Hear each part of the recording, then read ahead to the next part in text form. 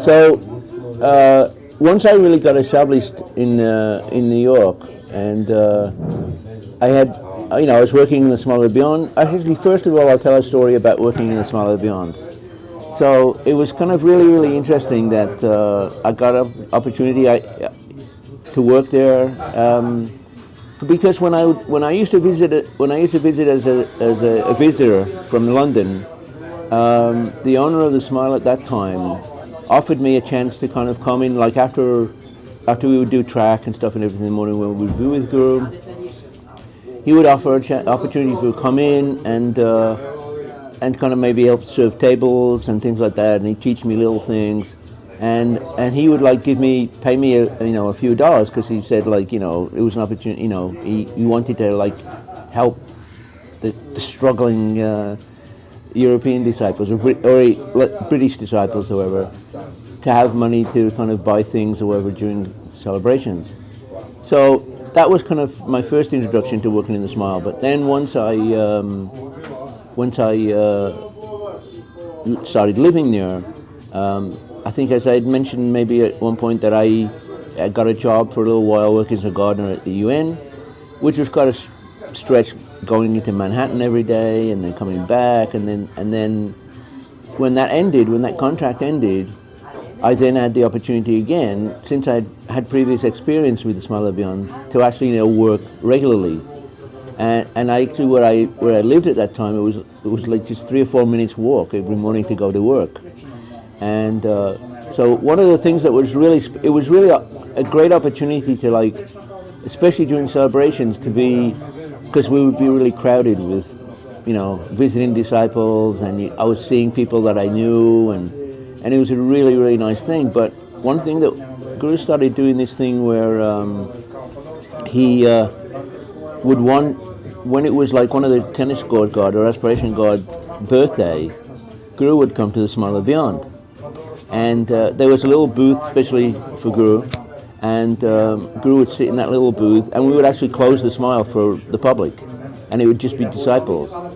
And so, Guru would be there. We would make one of the things that I was very, Guru liked grilled cheese sandwiches, and it's like really funny. He liked it only in like this Wonder Bread, which is this really crazy like white bread. And he liked American cheese, and you had to grill it in a certain way, which I had one time. Guru sort of gave me a challenge to make one for him and bring it to his house, and if I had passed the test sort of thing, then he would like do something for me. So that was one of the things. But also when Guru would be there, everybody would like eating breakfast or whatever. And Guru would be eating his sandwich and so on, and meditating. And then at a certain point, Guru would invite all the workers that work in the Smaller Beyond, and Guru would then come and give us our sort of bonus, and which was usually a $20 bill. So that was kind of really interesting. And so one time, Guru had actually asked that when if Alo Devi came in to the Smaller Beyond, that he should be notified, like if he was at Aspiration Ground or this and that and everything. So, and one time she came in, and I was one of the people. Very often Guru would call the Smaller Beyond to make an order for breakfast that to be sent to the house, and so very often I would answer the phone. And so anyway, I remember I called the house. I think when he called. Or I think one of the guys from Guru's house called and gave us the order, and at the end of taking the order, I happened to say, "Oh, by the way, can you tell Guru that Alo Devi was here?"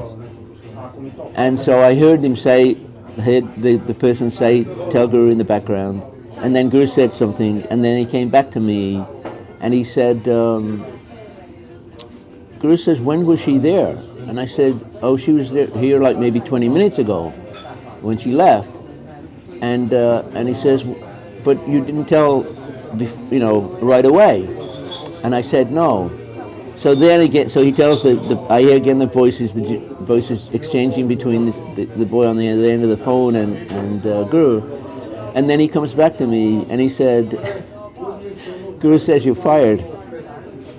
And I said, oh.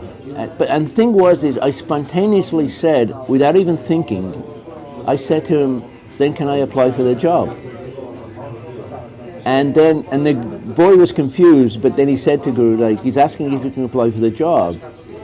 And then Guru said something, and then he said, Guru says, what job? And I said, the vacancy that just came over from the boy that was fired.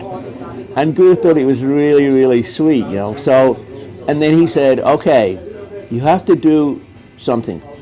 You know, he said, you can continue to work selfless service for the rest of the day, but at lunchtime, you have to make me a grilled cheese sandwich and a vanilla shake, because we used to make these vanilla shakes for Guru, but they were like really, really light, very light ice cream and very, you know, very simple.